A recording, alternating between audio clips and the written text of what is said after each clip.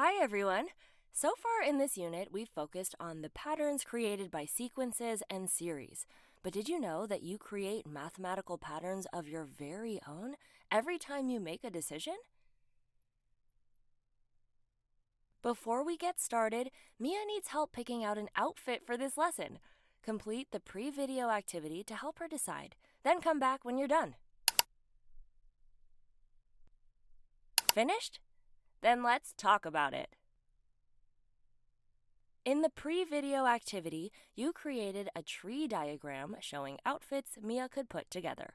At first, there were only 2 branches. She could choose her pink shirt or her green shirt.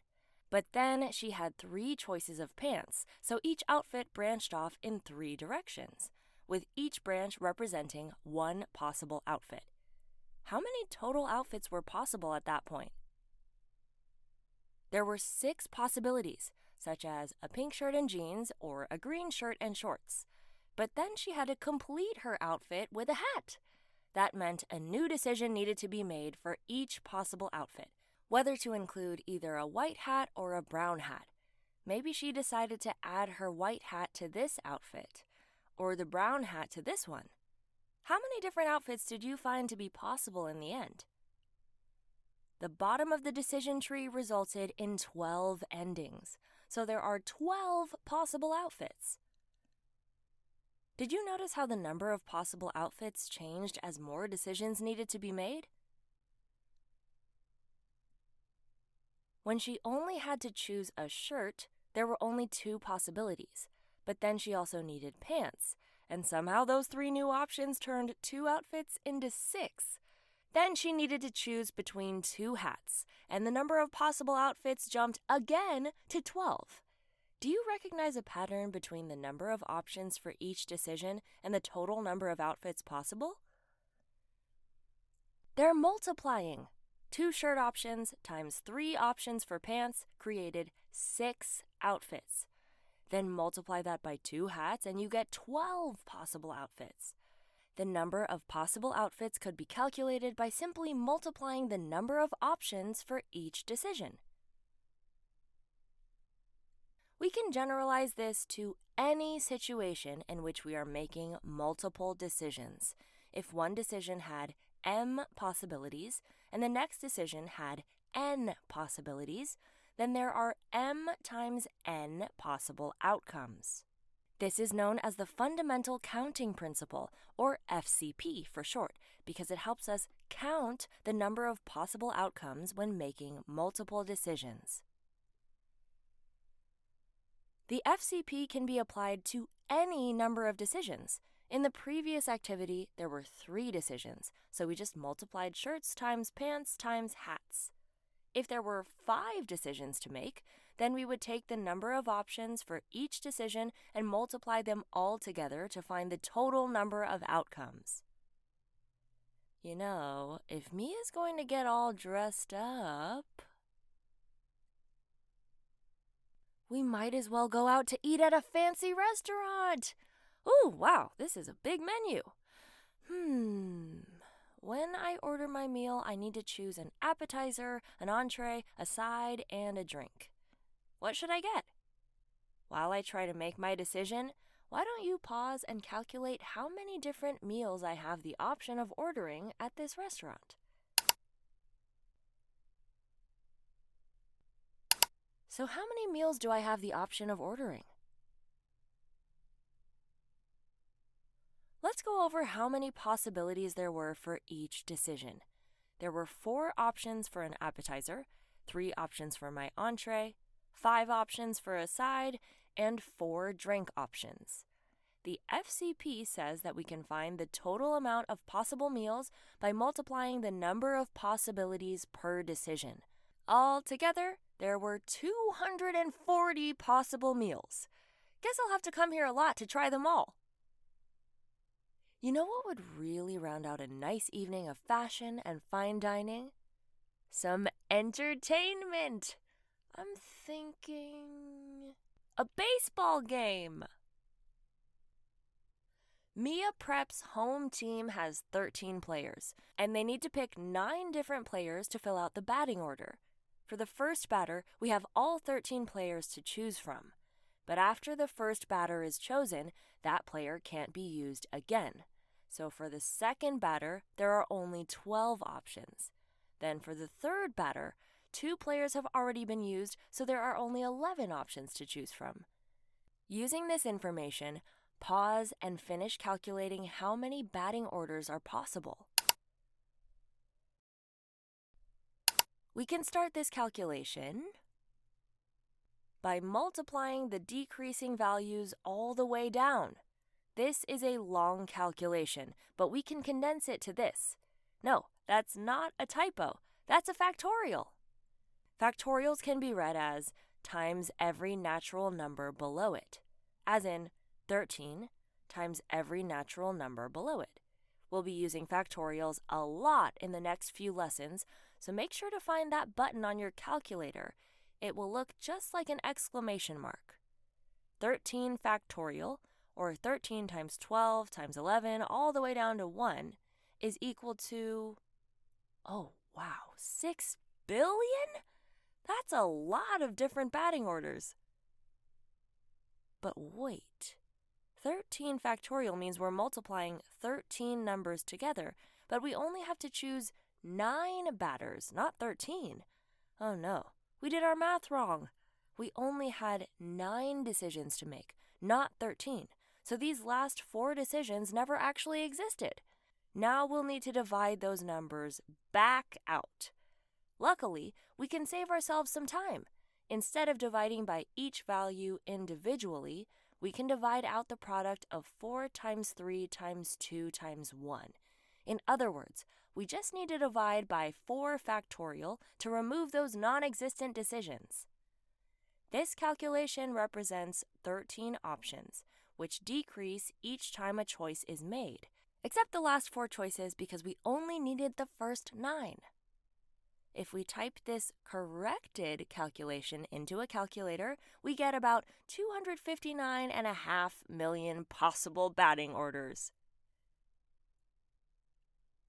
Notice how the batting order example had a few particular quirks that weren't present in the clothes or restaurant examples.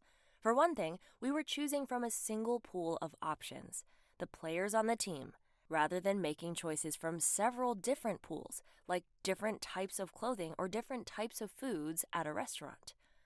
For another, the order in which we choose the players for the batting order actually matters. There's a big difference between choosing the best batter to go first versus sticking them in the last spot.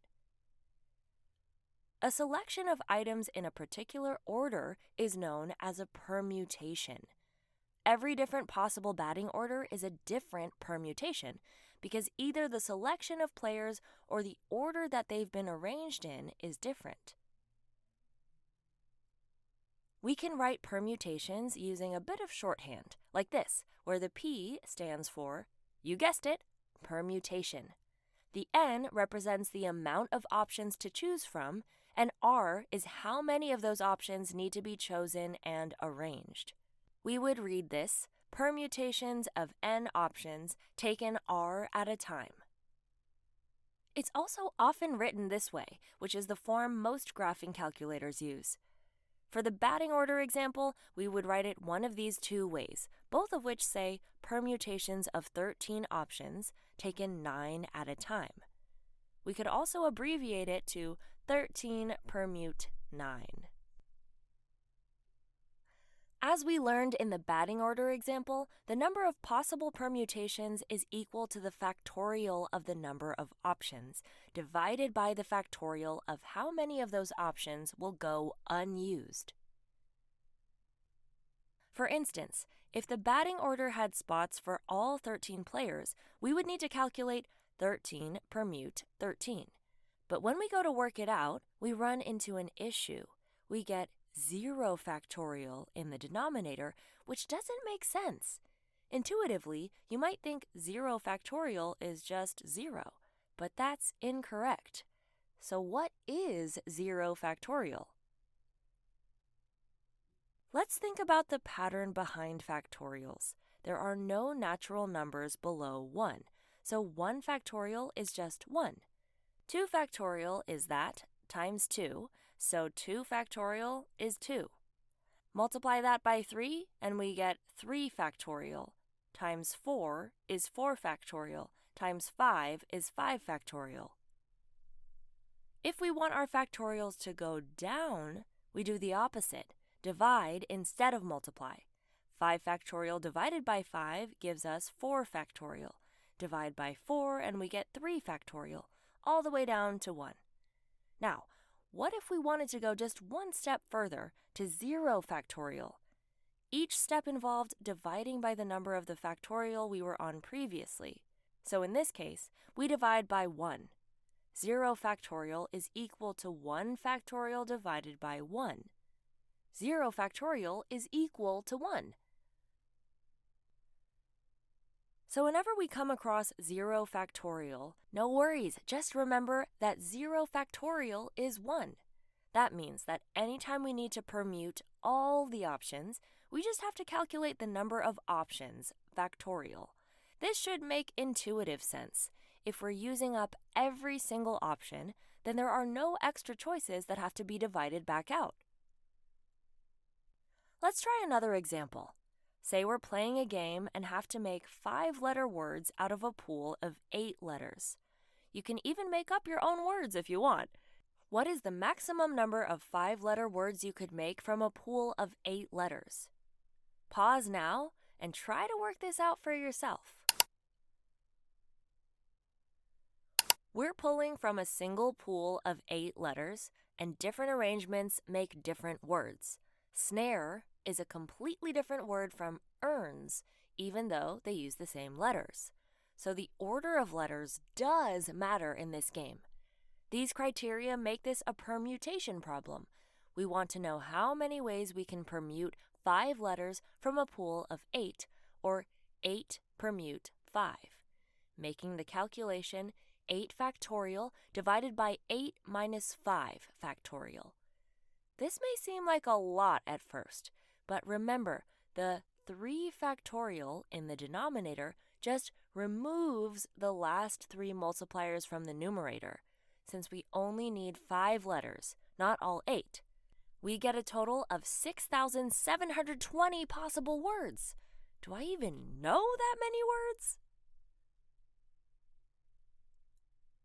What if we made a slight change to the game? What if we were allowed to use any of the letters in the pool as many times as we wanted to, like using 2 S's and 2 E's for the word sense? How many possibilities would there be then? Record your thoughts in the guided notes. We have 8 options for the first letter in our word.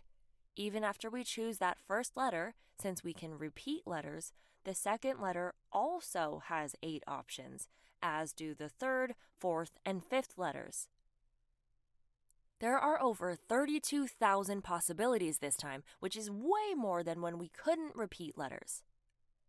The order does still matter when we're trying to spell words, so this is still a permutation problem. But we didn't use the permutation formula, so what did we use? We used a version of the FCP where each decision had the same number of options. Essentially, we raised the number of options to a power equal to the number of decisions.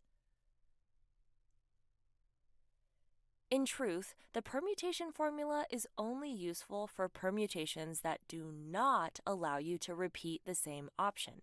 Remember, that's why the factorials are there, because every time a choice is made, that option gets used up and the number of options left to choose from decreases. For permutations where options can be chosen repeatedly, you can use a modified formula of the FCP where the number of options gets raised to the number of decisions. Great work! Let's review today's takeaways.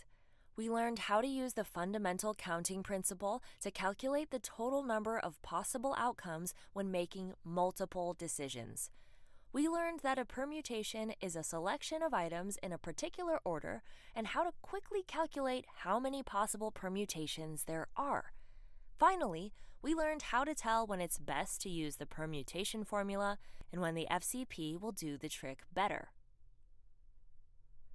Now that you've finished the video and guided notes, you're ready to work through this lesson's activity, which will prepare you for the online practice. See you next time! Hey, hey.